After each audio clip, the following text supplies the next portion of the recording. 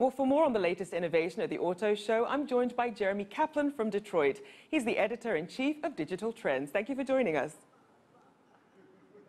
It's my pleasure. Now, during this Auto Show, companies are clamoring to get that buzz for their latest innovations. Tell us about some of the standouts for you so far. Well, at an auto show like this, of course, you're going to see tons of wonderful, beautiful cars. And there's lots of swoopy things out here. There's a bunch of coupes that are gorgeous. There's an Alfa Romeo that I like. There's a new concept from Acura that is simply gorgeous. But what caught my attention as a technology guy was what's under the hood. And I like the Chevy Bolt. That's the new all-electric car from Chevrolet, which is really a milestone. If Tesla came along and made the electric car a practical thing, and then Nissan came along with the Leaf and made it an affordable thing, the Chevy Bolt is really going to make the electric car a popular thing. It's going to be the electric car for the everyman. And that's a really big step forward for electric vehicles and for Chevrolet as well. Now, it's quite a crowded market. So were there any car makers there that you were expecting more from that perhaps didn't really deliver?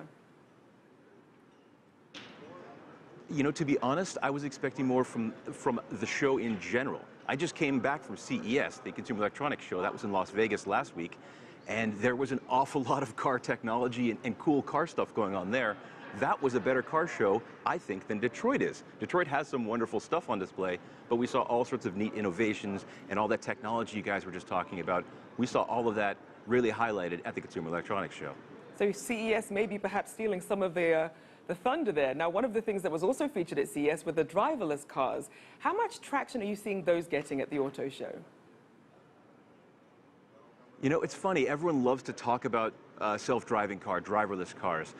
There's a lot of stages to go through before we can actually get to those things and to have them on the road.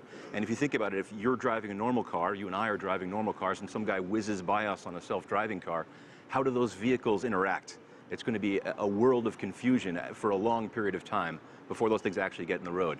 But what we're seeing today is a lot of small bits of technology that lead towards self-driving cars. All of the driver assist features, for example, the adaptive cruise control that can adjust its speed. You're not just going 65, you're going 62 or maybe 67 based on the distance to the car in front of you. We're going to see a lot of little bits like that that are leading us down the path towards self-driving cars. Now, driving is all about control, so you're asking people to put a lot of faith in a driverless car. That might be a bit of an uphill battle. Were there any sort of developments that you saw with driverless cars while you were there that perhaps might ease some of those doubts? Well, you're exactly right. And it's a question of people getting familiar with these things, seeing those weird little Google pods driving around in California and seeing those for years and not having too many problems with them. That's what's going to get people comfortable. Beyond that, I think it's realizing that cars today, at least in my opinion, have, I don't know, 50 or 60% of the features we really need in order to have a driverless car. Because if you think about it, it's not just a robot sitting in the driver's seat. It's enough technology packed into different things to watch the lanes next to you, to avoid other cars, to mitigate the speed. Those little bits that are already in our cars today, that's pretty much a lot of what we need to make driverless cars. So I think people just need to be comfortable with the technology. Now, once we have all these advancements, obviously they're adding to the cost of the car, and perhaps for people who aren't seeing their salaries go up, it might seem that these high-tech cars might be out of their reach. Do you think there's a point where with all this technology, it just might make the cars unaffordable? Well, you know, it's a funny question because there are lots of technology that go into these things, but we see it in a range of different cars. So Ford has the Ford Focus, for example, it's a great example. Tons and tons of technology are packed into that, and that is a car for every man. They're going to sell 1 million of those cars this year.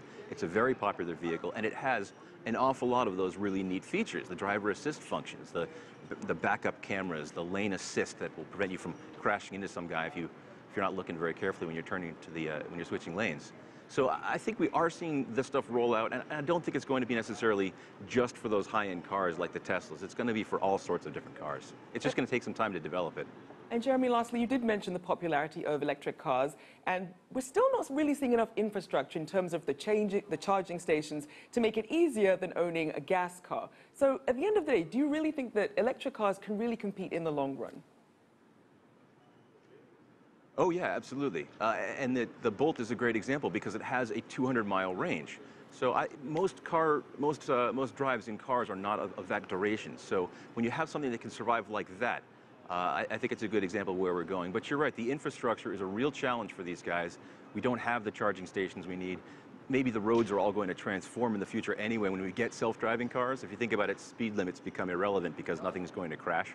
So who knows what's going to happen in the future. But I think we're making the right progress right now. Lots of little incremental steps that are really developing this technology.